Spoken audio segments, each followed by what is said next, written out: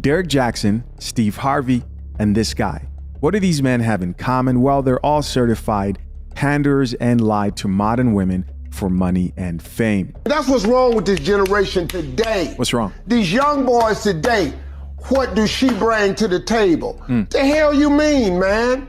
What do you bring to the table? You got a woman that can come to the table that can make another you. But in this video, I want to focus on this guy, who women globally love taking dating advice from, who goes by the TikTok handle Medusas Judgment, aka also known as Poetic Exposure. Men don't have money. You can croak, hit the casket, and he will not care. One thing I have learned in my short 25 years of life is when men don't got money, they get mean. Medusas Judgment is a fairly well-known TikTok pander who advises women to not date bums or broke men and abusers. Drink the coffee, it'll make you feel better.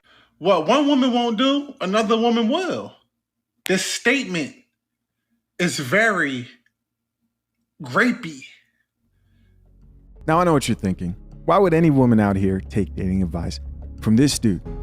I mean, let's be honest, a lot of times it just takes one look at these panders and you can already tell what they're up to. But as we all know, hook, line, and sinker, these chicks have been falling for these panders left and right. Doesn't matter what you say or I say, they love lies, so these men decide to lie to them when they should be drinking coffee. Coffee fixes that. However, things got serious fast after a random chick took it upon herself to expose this pander for being the exact type of man, in her words, he warns women to not settle for and stay away from. Hello everyone, my name is Tsehai and I'm making this video to talk about an experience I had with a pretty popular creator on this app by the name of Medusas Judgment or Poetic Exposure TV. What's up, Tsehai? I want to start off by saying that this video is not to bash anyone or send hate to anyone. This is just simply me talking about my experience, speaking about my story and my truth. In August of 2022, I DM'd this individual on Instagram saying I'm a really big fan of your content and I enjoy watching your videos. From that initial conversation, we started a flirty back and forth, like get to know you over the phone or FaceTime over text type of relationship. And he seemed really genuine. He seemed like a really nice guy. I really enjoyed talking to him. And eventually, a couple weeks after that initial DM, he suggested that maybe I should come to Philly. We could go to museums. We could go sightsee. I could show you around my city. And he was saying all these things. And I was like, you know what? Sure, why not? I start college in about a month. I start my sophomore year of college in about a month. And I have a little bit of free time before the summer finally ends. Why not go to Philly for the first time? It will be fun. You know, he has a lot of stuff planned. So fast forward to the middle of September 2022, I actually go to Philly. When I got to Philly, I quickly realized all the stuff he was telling me we were going to do over the phone was just simply him telling me what I wanted to hear. Oh, okay. So he does that in real life as well. Guys, this is proof. These chicks, they don't want that coffee, bro. They love lies. None of that stuff he had actually planned. None of the stuff that he said we were going to do, we actually did. All the stuff that we did in Philly was me suggesting like, hey, we should go to the farmer's market, or hey, we should go here. Nothing he did, nothing he said was actually what we did in Philly. And that was okay. I still had a really good time. I spent about a week in Philly. And when I got back to Washington, that's when things got really, really weird. We continued to talk on the phone and text like normal. And he started to talk to me about wanting to move. He was like, yeah, I want to move out of Philly. I hate Philly. I don't want to be here anymore. I've been here for my whole life, 25 years. I want to move and see different things. And I was like, oh, okay, like, cool. Where do you want to move? And he goes, oh, what about Washington? I can move up there with you. And I'm like, oh, well, you should wait a little bit. You should come and see Washington, visit Washington, or save a little bit of money before you just up and move. And he was basically telling me like, oh, don't tell me what to do. I'm grown. I can make my own decisions. I know what's best for me. And I was like, okay, like you got it. You can do whatever you want. You're right. He then starts saying he wants to move specifically to Bellingham, Washington, my small college town. And when he says this, he suggests that I get a 2-bedroom apartment in my name and he can just move in and live with me. And I shut this down completely quickly. And I was like, I'm not comfortable with that. I don't want to get a 2-bedroom apartment my sophomore year and, you just come and live with me. Like, I've only known you for a couple months. I'm not doing that. Guys, you have to realize how crazy this story is. You have to realize how crazy the story is. This is a man who gets online and tells women to not settle for a man who doesn't have his shit together. Men don't have money. You can croak, hit the casket, and he will not care. Not just that, because that could be understandable, right? But we're talking about to a delusional level. Not, because I agree with being with the man who can take care of himself. No. He makes sure to validate the delusional standards. He validated those. He preached those. Women followed with a smile. That's why this video went viral. And that's why people who are watching this are sitting there going, what? He wanted you to put the apartment in your name? So he goes on to say, like, okay, well, if not, can you just suggest apartments in Bellingham that I could possibly move to? And I was like, okay, like, I can't stop this man from moving. If he's going to move, he's going to move. I can't tell him he can't move. So I was like, yeah, I could look around at some apartments for you, and I could suggest a nice couple apartments for you. Right. I suggested 3 apartments for him, one of them being my apartment that I was currently living at, because I knew it was a student housing apartment, but it also rented to non-students, and it was very understanding for people who had bad credit or low credit or like financial issues. They were very understanding, and they accepted a lot of people. So I knew that when I suggested this apartment for him, that he would most likely get accepted. And he applied, and he did get accepted. So 3 weeks after initially seeing him in Philly, he was moving to Washington, specifically Bellingham, Washington. And I couldn't fathom in my brain why he was so quick and urgent, like, to move. But now looking back on it, it's because he saw the financial situation I was in. He saw that I had my own stuff going for me, my own car, a place, and he knew my financial situation was a lot better than his. So he wanted to leech off me and use me. Damn.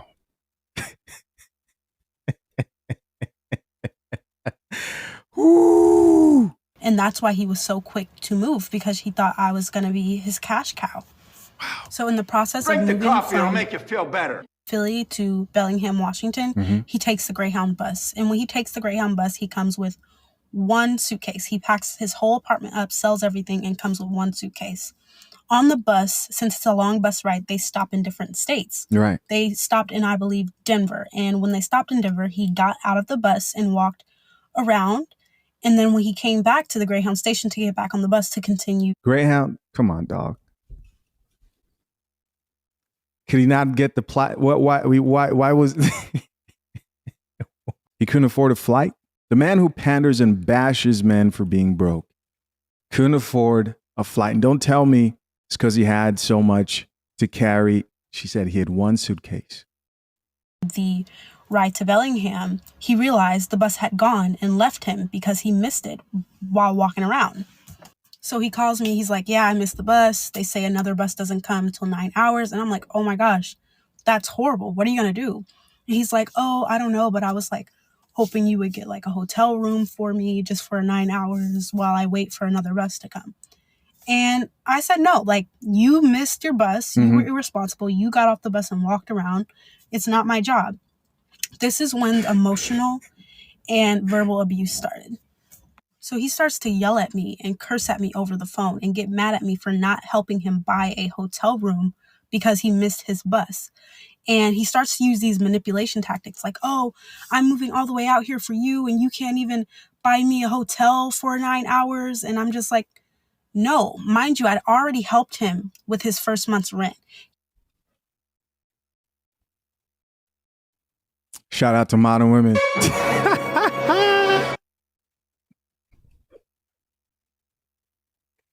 Ooh.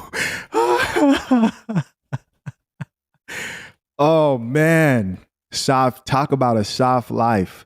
Let me tell you something. She loved what he said, but she was living differently. Modern women today have this way of living life, bro, where they will be speaking one thing, but look at the dudes they're messing with, bro. Check the men that they're messing with. Embarrassing, picking the pookies, the panderers, and all types of mess. Let's keep listening. He was saying, I can't pay first month's rent. I'm moving. So I was like, okay, like, I'll help you. I know you guys, like, I would never do this ever again for anybody. I learned my lesson. I will never help anybody like this ever again. So I helped him with his first month rent already. And now he's asking for more because he missed his bus. I was like, absolutely not. It's not my responsibility to fund your life. Like, no. So he gets mad at me and starts cursing at me and yelling at me over the phone. About a day and a half after that phone conversation when he's yelling at me and cursing, he actually gets to Bellingham. And I go to the Bellingham Greyhound station and go pick him up. So when I go pick him up, I'm being very cordial. I'm being very nice to him. But I can tell that this person in my passenger seat is not the same person that I DM'd on Instagram and is dang sure not the same person that he portrays himself to be on TikTok. This is a very short-tempered individual, very angry individual. And I can tell by the way he's interacting with me. And I can tell by the way he interacted with me the previous day on the phone. Hope nothing like terrible happened. So the Bellingham Greyhound station is about 5 minutes from the apartment we were staying at. So we drive to the apartment and we go and look at his apartment. He gets his keys, we go in, and it reeks. It reeks of pee. It smells horrible. The roommate has a cat that has peed on any and everything in sight. And he turns to me and he says, like, hey, can I just sometimes stay at your place just to sleep, or sometimes during the day?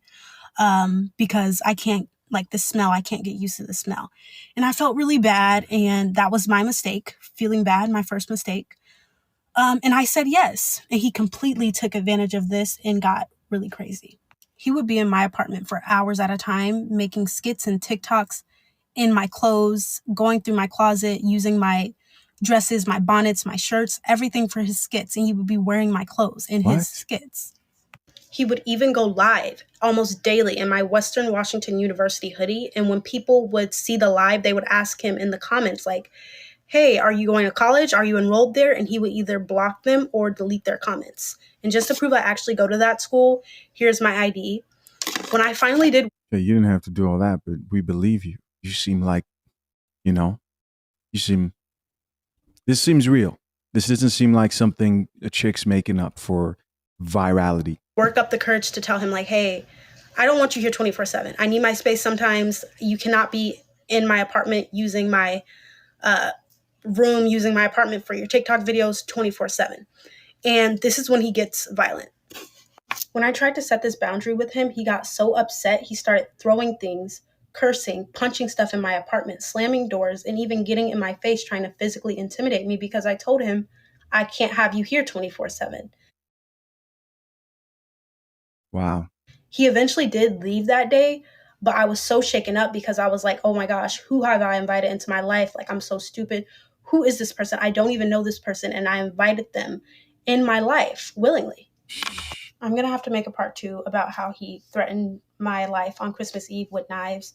But right now, I just want to say that I waited so long to say something or to make this video because I felt the power dynamic between me and him. Nobody was going to believe me. And I still feel like not a lot of people are going to believe me because most of his supporters are women who... We'll believe you. We'll believe you. Coffee Pod believes you. The Coffee Pod has your back. Hopefully you drink coffee, right? We believe you. At least I do. Comment down below if you guys believe this story. But you know what's sad?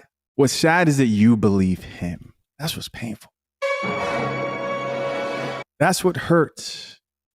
This won't be the last time a dude goes online and lies. Think he's this outstanding, upstanding, nice guy. And I don't fault them because I thought the same thing, but I just felt like no one would believe my story. He has all these supporters, all these followers. No one's going to believe, what I'm saying. And I still feel that way, but I wanted to put this out there because I know I'm not his only victim and there's other women that he has affected and they should come forward as well. Hello everyone, this is part 2. Again, this is not to bash anyone or send any hate to anyone. This is just me telling my story. Right.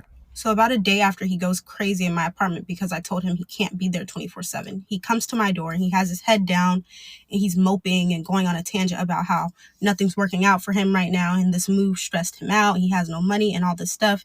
And I quickly realized, okay, so he's basically apologizing without actually saying the words, I'm sorry. And I used to have this problem, I can admit, a long time ago, but I never took someone for what they were when they first showed me. I always gave people chances and chances and chances because I always wanted to see the good in people. And I believe that everybody has good in them. And I believed he had good in him. So when he did this whole fake apology, I still allowed him to spend nights and sleep in my apartment. See what happens when you don't have masculine men who serve you coffee in life? When you don't have a man, and don't forget that she was drawn to his message. If you are a man today who has a sister you care about, daughter you're raising up, you want them to know that the stuff he was talking about was just unrealistic, straight. You could see through it. Anybody with any amount of real life experience as a man, you could see through it. You'd know that that's not how life works. This is the result of that, is you end up in horrible situations because of horrible advice. That needs to be pointed out as well. Stop listening to these panderers. That's where it started. So he starts sleeping back at my apartment, and my roommates are okay with it as long as he's not there 24/7. So he starts sleeping there, and everything is good. I perceived everything to be good for about 3 weeks. 3 weeks until November. When November came, I'm planning to go get my hair done. When I'm planning to get my hair done, I'm calling my hairstylist, but she lives in Tacoma. If you know anything about Washington, you know Tacoma and Bellingham about 3 hours apart. Whenever I go to Tacoma, I can't come back to Bellingham in the same day. It's too much traveling for me, and I get tired really quick after I get my hair done. So I'm thinking, okay, I'll just go to Tacoma, get my hair done, and then I'll go to Seattle from Tacoma and just stay like a night or a day with my mom and catch up with my mom and my siblings, because why not? It's close. I have to pass it anyway, and I don't want to be on the road. I want to acknowledge that I heard no father being mentioned. Now, if there's something that happened to the father, of course, that's a whole different situation, but more likely than not, it's what you'd assume, right? There's no father in her life. Not trying to blame here. This is the reality. This is the difference between panderers. This is why they don't like us, right? So I get my hair done in Tacoma, and my hair takes about 7 hours to get done. And then I go to my mom's house in Seattle, and I stay there for a day. And while I'm staying there, we're still talking, we're still texting, and everything seems to be fine. My roommates have my number. They haven't called me, haven't texted me about anything. So I'm like, okay, everything's good. Mm-hmm. After I leave my mom's house and go back to Bellingham, this is when I get a weird feeling because he starts acting completely weird, like he wasn't acting before. He's pacing my room, texting, and then he's pacing the apartment complex on the phone. He's ignoring me, and I just feel a gut feeling like something is wrong, something is not right, but I can't pinpoint what it is, and I'm not going to ask him because he's going to blow up on me. So I just waited the whole day when I got back, and then at night, something told me, hey, check his phone.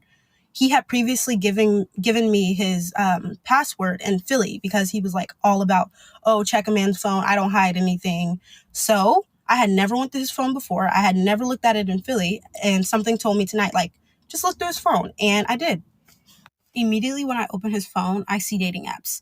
Not 1, not 2, not 3, not 4, but 5 dating apps on his phone. And I'm shocked because he's the main one saying, oh, I moved here for you. I'm doing all of this for you. And there's 5 dating apps on your phone. So I'm shocked because I didn't think he had these dating apps on his phone. And obviously it's because he wants to keep his options open and meet, girls at my college. Then I went to his Instagram DMs. When I get to his Instagram DMs, I click on one of the first DMs. I see that he's talking to this woman saying basically, oh, look at what these men are doing. They're exposing you in chat rooms. They have your photos. And he sends her a photo. And the photo is of her. And she's not wearing anything. She's not wearing a top. Her chest is exposed. And as soon as I read picture, I was like, let me go to gallery. Let me see what else he has in this phone. When I went to the gallery, I immediately started to tear up because I see a bunch of pictures. It was easily over 20 pictures of exposed women. And some of these women had their faces in the camera, and some of these women did not have a face to the picture. Like, they did not have their face in the camera. But the ones that did, they looked young. They looked like they can be in their late teens to early 20s. These were young women, and you could tell the photos were pictures that were sent to, maybe a guy that they liked and nudes that they sent to maybe their friends or something. It's getting weird. But it was 20 or more pictures. And wow. I'm like, it's one thing to tell a woman like, hey, they're exposing you, you should take legal action, this is what they're doing. And it's another thing to have 20 plus pictures saved in your gallery. Like, why do you have these pictures saved in your phone? That's weird. So I waited and I was like, you know what? In the morning, I'm going to say something. But then the morning came, I was like, no, I'm going to wait till night so that he can come here and think he's about to go to sleep, and then I can bring it up. So that next night, he's in my room. He's sitting on the edge of my bed. He's texting on his phone. And I'm like, hey, I need to talk to you. He goes, yeah, why? What's up? And I'm like, I went through your phone. And before I could even say anything that I found, he jumps up. He's like, you went through my phone? And I'm like, yeah. So he starts pacing the room, panting and like shaking and stuff. And I'm like, yeah, I went through your phone and I saw everything. I told him everything I saw. I told him about the dating apps. I told him about all the pictures and the DMs that I saw. I told him everything, and he could not give me a logical explanation as to why he had 5 dating apps on his phone. Of course. Of course, he lies, shits on men, lies to women. He's a dating apps because he consistently lies. I mean, that was the moment to keep it real and say, hey, this is what it is. But of course, this seems like there's a lot happening here, right? A lot of weird stuff happening. And why he had all those pictures of those exposed women.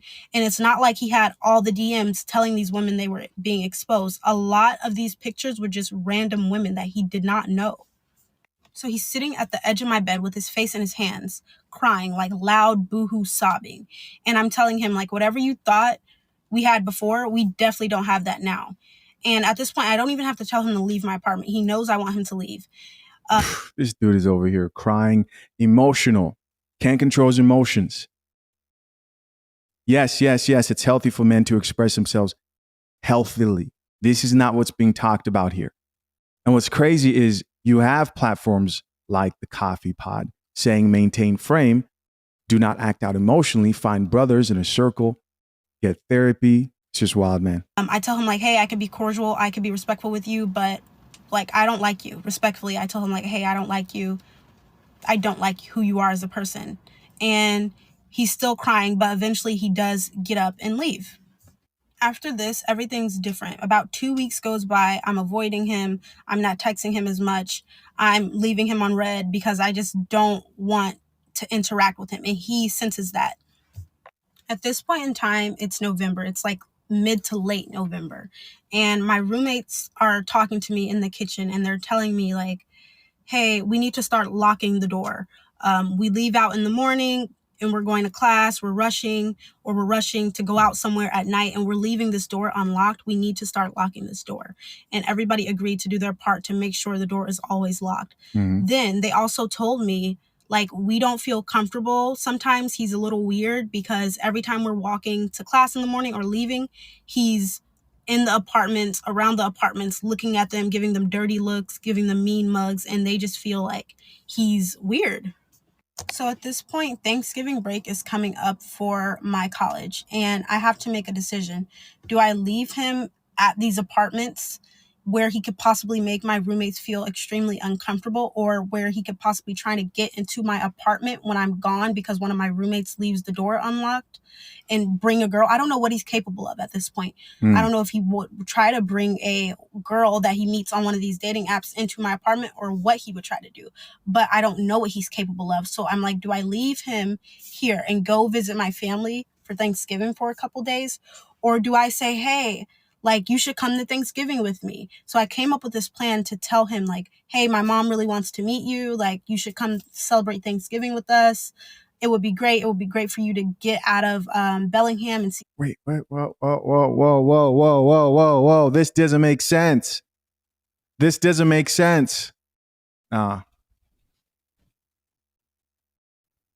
part doesn't make sense. Someone please make it make sense in the comment section down below. So you're afraid of what he would do. And so you invite him to come now into your family and your home. Again. This is why a lot of these chicks need guidance from fathers and also husbands and men in their area. What's the thought process here? Is she telling the truth about that? Or did you make up with him? Comment down below, guys. We're all trying to figure this out. It's my first time watching this. Seattle, it's perfect. It's perfect. And he's like, no, he's not budging. He's like, no, I'm staying in Bellingham. I'm staying at the apartment.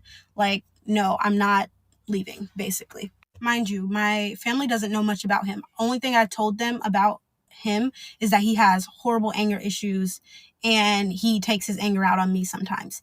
Other than that, they don't know a lot of this stuff. So I told my mom that I am potentially going to be bringing him and that she should just be like cordial with him. And I did. He finally agreed to go the day before I See, a father would have been like, hey, don't bring that man to this house. And what? Has anger issues and takes it out on you? left to Seattle for Thanksgiving. He's like, okay, fine, I'll go. But he was super suspicious because he thought I was trying to set him up or get him jumped, which never was the case. So we go to Seattle for Thanksgiving and he meets my mom. My mom does not like him.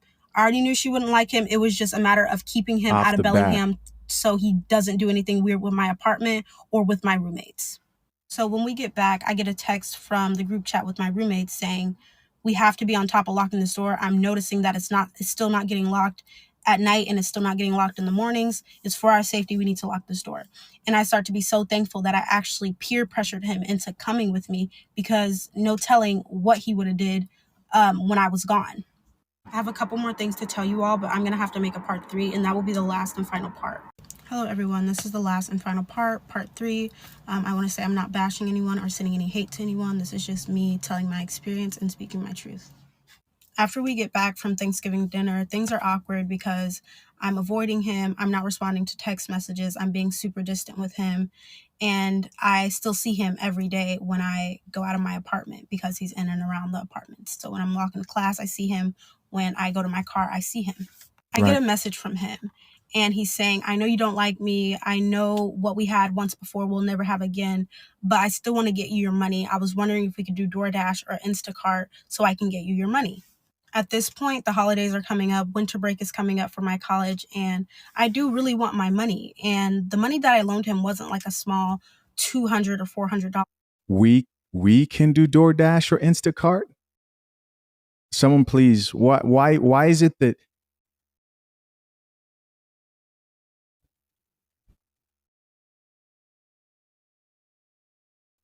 either two things are going on here? Because I've seen this before, right? You order the Uber Eats or the DoorDash, and you have the dude pop up with this girl. Now I'm starting to figure out why that is. Is that because he doesn't have a car and she's helping him out? No, I'll have a tea actually. I don't want to drink that coffee. I loaned him over $2,000 for the moving and the helping with his rent. So I did want my money back. So you guys can call me whatever you want in the comments, but I did say, yes, like we can do Uber or Instacart or DoorDash for your money. This whole situation was a learning experience. So I know not to do these things ever again. After Instacarting and doing DoorDash for a couple weeks, I completely shut it down because one of the last times we did Instacart, we got into an argument in the car. And I was in the passenger seat and he was driving my car on the highway. And he looked at me and he raised his voice and he said, keep talking to me right now so that I could flip this car and us both. What?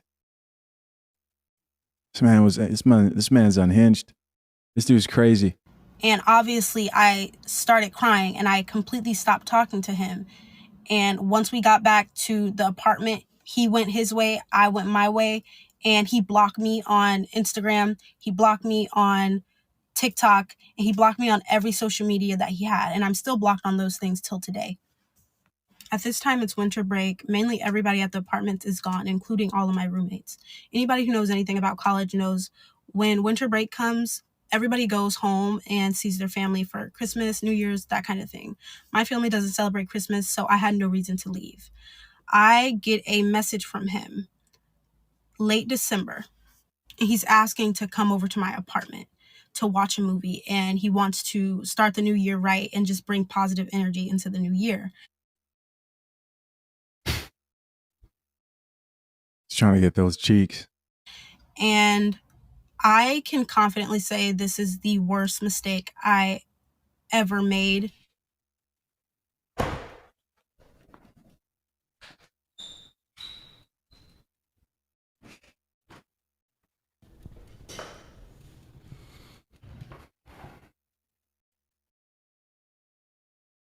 Really? Really? In my life. I'm all about accountability, and I can look back and say if I would have just said no or put my foot down and had a backbone, a lot of this stuff wouldn't have happened. But when he said that, I said, okay, under one condition, you're not sleeping in my apartment, you're not staying there, we can watch a movie, you can say sorry, that's it, it's done. And he's like, okay, cool. Lady, over here in the coffee pod, we keep it too real. See, the painful thing about the coffee pod is like we decipher the female language. That is what every chick says before she goes and understands exactly what might be happening, right? I know probably on other places they're gonna be like, "Oh, you said that. This wasn't the right decision." Now let's not forget we're dealing with the panderer here, who's been lying to chicks like Derek Jackson. Late December one night, I'm coming home from work. I'm saying late December because I don't remember the exact dates for everything when these things happen. I'm coming home from work, and he comes down the stairs, and he's trying to help me park because I'm having some trouble. But I told him, like, hey, I got it. I kind of brushed him off, like, hey, I got it. I'm just taking a little bit more time because I just bought this new car.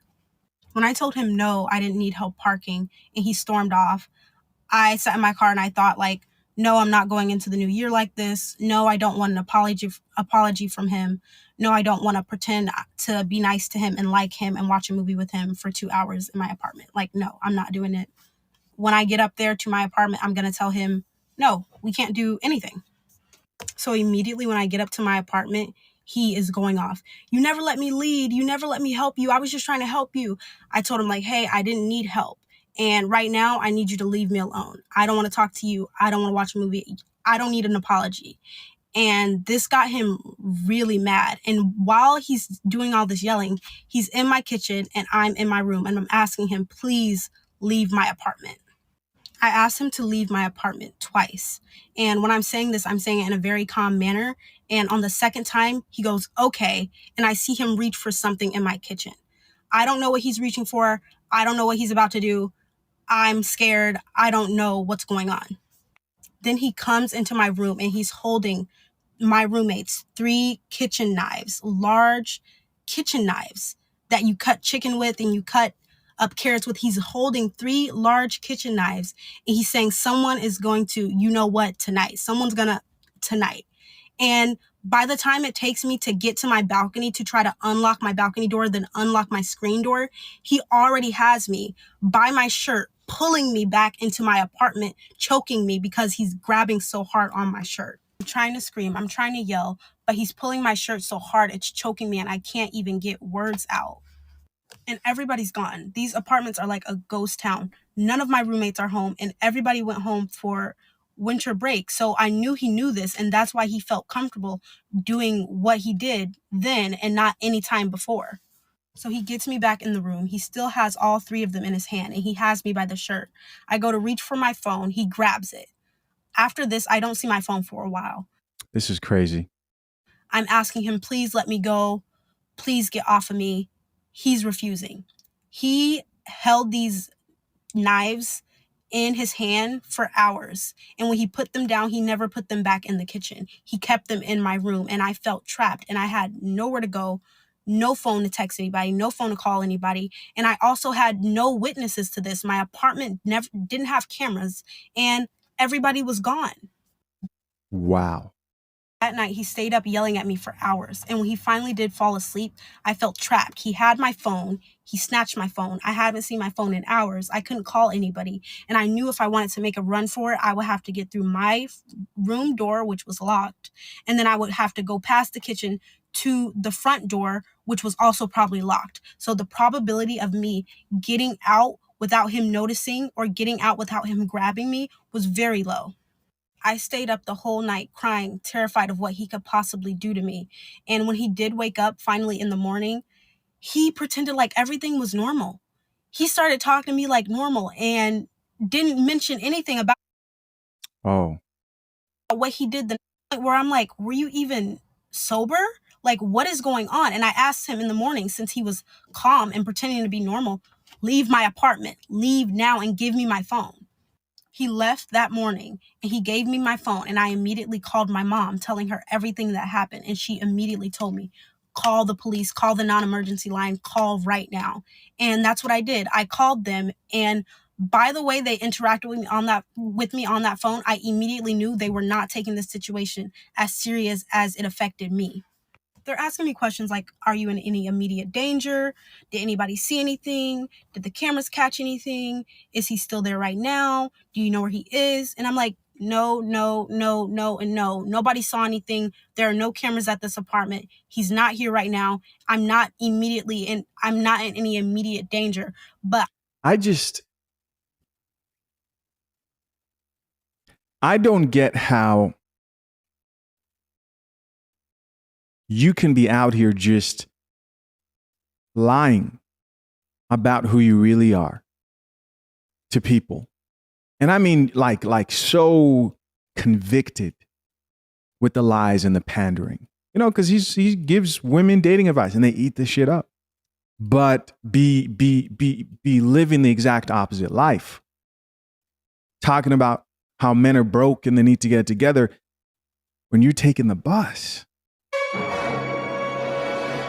How do you sleep at night is my question. Stories like this make me grateful that I've kept it as real as possible with my audience, but not even that, just with myself. Because I'm thinking like, of course you have issues with yourself because you're living a lie. F what everyone else thinks. Then you have the thousands of chicks that support her, including this chick, who choose to believe in the lies of the fairy tale and love is the answer and your man will never cheat on you, when most likely a lot of you are going to deal with challenges out here, and relationships or work doesn't mean that a good guy is going to go out of his way or should go out of his way to make your life living hell. But the lies, and you have the people who love the lies and the people who tell the lies. I'm still telling you guys, this is what happened. And the only reason I'm calling right now is because I did not have access to my phone. They went on to tell me that because it was hours ago, because it was last night, and he's not any immediate danger to me anymore, and nobody saw anything, and there were no cameras, that they can make a report, but they can't arrest him. So I'm stuck in my apartment with nobody here with me, and I don't know where he is at this point. This was late December, early January, and later that month in January, he tells me that he wants to go back to Philly. He's still not acknowledging the magnitude of what he did to me was horrible. He's not acknowledging that. He never even said sorry. Wow. But at this point, I want him out of my life for good. I want to be able to move comfortably and not have a fear that he's watching my new apartment or seeing where I'm going to move. So January flies by, and he's telling me when I get my income taxes, if I have enough, I'm going to move and pay you your money, and so on and so forth. And I'm like, no, just focus on moving. Just focus on moving. Like, I don't want you in my life anymore. He gets his income taxes and he moves back to Philly in February. After he moves about 3 months, I get a text from him. Mind you, I didn't block him because I thought he was going to give me a sincere apology and apologize to me. He never did. He texts me about 3 months later saying, oh, you know, I know you don't want to hear from me, but I still love you. God bless. I just wanted to get that off my chest. And I'm like, what? So I block him. About 8 months after I blocked his number, I get a random text message from a number saying, oh, I just remember how much you liked the Bob Marley movie. And it's a trailer for the Bob Marley movie in the text message. And I'm like, okay, who is this? And he goes, Tsehai, is Rashawn. And I blocked the number immediately. Since then, he has not tried to talk to me. He has not tried to call me. I got no messages from him. He's never said sorry. And he's on this app pretending like everything's okay and fine. And it's not. And I want people to know that this person is very toxic and very crazy. Ladies, please be careful and learn from my many, many, many mistakes. And I've also learned from my mistakes. Thank you, guys. And you did make a lot of mistakes as well. You did make a lot of mistakes. Hey, at least she said it, right? At least she said it. And what can you do? What can you do? You know, we've been talking about how terrible these panderers are. So once that chick's videos got published onto TikTok, they really didn't pick up until other content creators started to stitch her videos and realize who she was talking about. You want to know what's crazy? What's up? I always knew he was a. I'm not even no funny shit. First off, he got me blocked. He blocked me like 1.5 years, 2 years ago. I always knew he was a without the glasses. Medusa's judgment. So this girl right here just got on the internet and told the stories about how he was abusive. He grabbed some knives on her. He kept stalking her around her apartments, all that shit. But you know what's crazy? I can look at him and tell he's one of those. Now, I'm not blaming her. She learned from her mistakes and everything like that. But ladies, this is what I want to tell you. Those guys who get on here and they do nothing but try to pander to women, that right there, they're already off. Him, Derek Jackson, the other light-skinned guy that used to be on here, blocked him too. Poppy, whatever his name was, a light-skinned guy, Yeah, right. who went to jail for DV. All these men who do nothing but uplift women on their page, bro. And in secret abuse them. Like, let's just highlight that. You think of the light-skinned dude. I know who he's talking about. The dude that used to laugh all the time in the camera. There's him, and then you have the guy in the video right now. Something's wrong. And then he had the nerve to say this. I never put my hands on her. He said that, but then he says this. I am admitting to being abusive. It's just crazy how I knew he was a jump, bro. Like, goofy, dog. And just to give you guys some perspective of the extent of this man's pandering, I want you to check out his take during the whole bear versus man debate. Bothering me about this whole thing is why haven't I seen any men ask the question, would you rather be in the woods with a bear or a woman?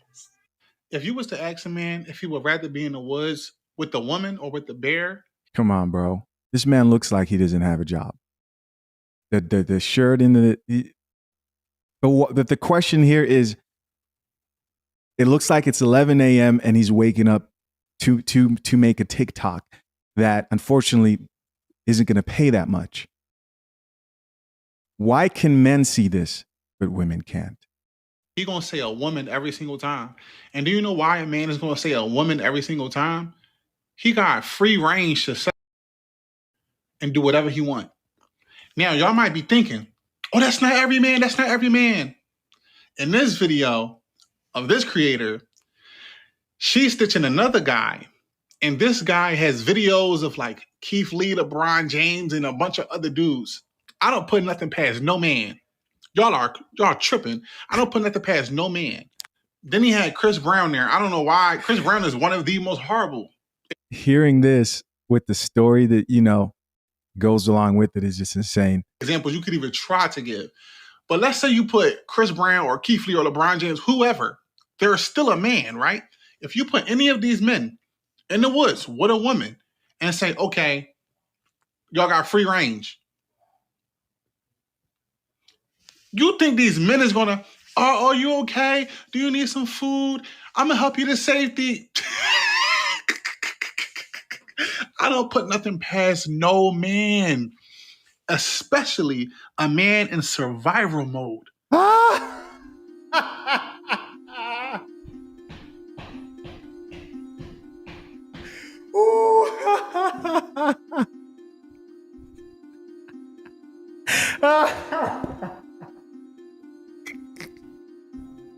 Oh, man.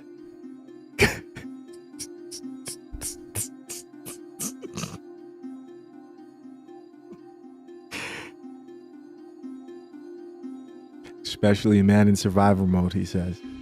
Survival mode. Oh, wow. Long story short, he was very abusive, never physically, but he, threatened her life, threatened her brother's life, threatened all this crazy shit. And I just want to say, how many times we got to get on the internet and tell y'all that these men who pander to you are terrible men? I'm about to say something, right? And y'all could do all the inside private eye work y'all want to. My name's Jonathan Buchanan. I live in Jacksonville, Florida. I was born in 1994. I'm 30. You cannot find a woman that can ever say, I physically, mentally, financially, any of that abuse shit, you can't find a woman that is gonna say that's about me ever. No woman I've ever dated, no woman I've ever been with, none of that. Go scrubbing, go looking.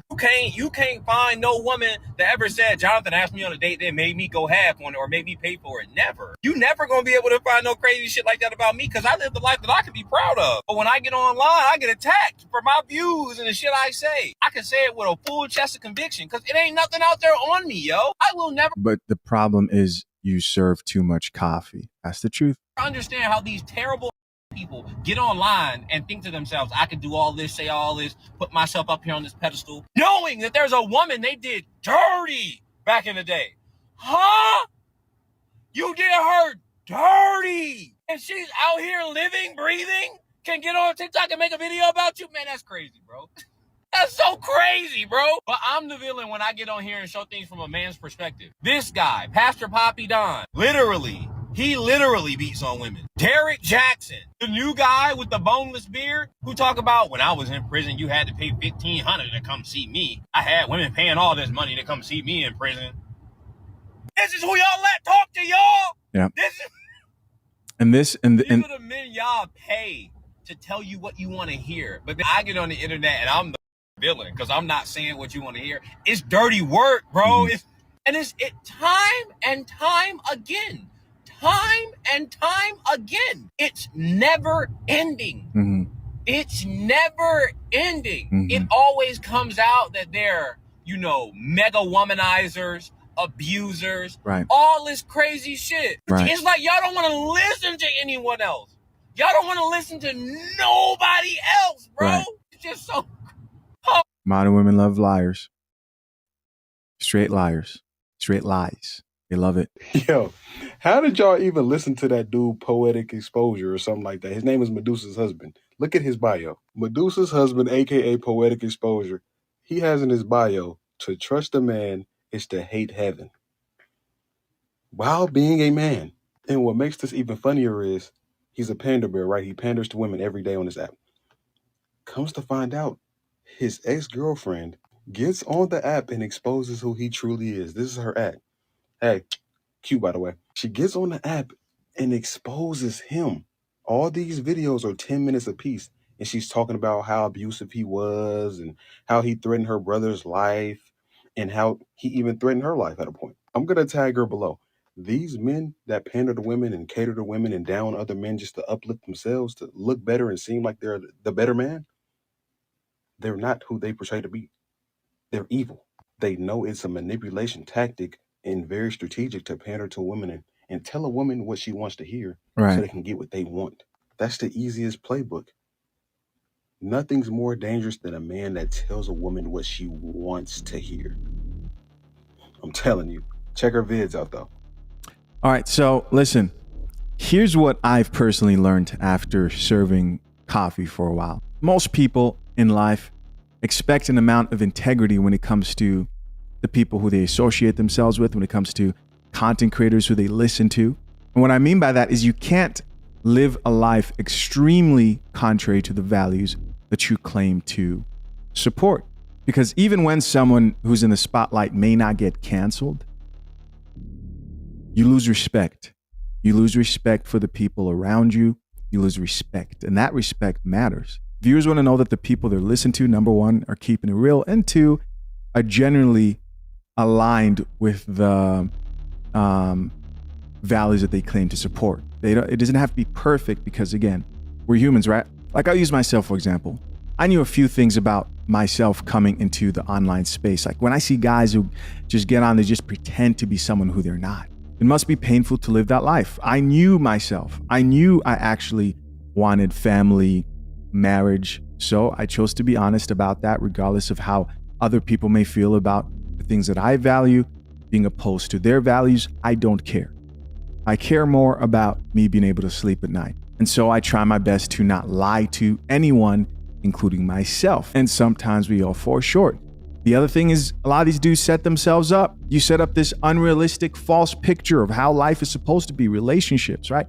I'm going to keep it real. I'm not surprised Derek Jackson was out here smashing a bunch of chicks. I said, hey, you're messing with the celebrity. You're messing with the, let alone an average dude. Most chicks are going to deal with cheating with an average dude. And this is not saying that that man should cheat. I'm saying it happens. And sometimes she might cheat. It's coffee on both sides. What are you doing to make sure it doesn't happen? What if it happens? What are you doing in response to that? Are you working through it? I think if you can and it's not too devastating, most people should. Now, if you're dealing with somebody who has 5 dating apps and they're just running through them left and right, you know, like the Derek Jackson situation, the wife was like, it wasn't a situation of, oh, he did this thing and he wants to change his life. No, they asked her how many women did he cheat with. She said 100. That's insane. See, you only end up in those situations when you believe in a lie, when you believe in a fairy tale about relationships and life, that there's this magical guy, but it's not them. They're not that guy, right? No part of life is a sweet fairy tale. Doesn't mean it can't be good. It means that good things take work from both sides, both men and women. Stop listening to these liars online. Relationships and marriages can be a beautiful, wonderful thing. I appreciate my marriage every day, but you got to drink the coffee. Listen, I appreciate you guys for checking out another episode of the Coffee Pod. Till next time, I'm out. Peace.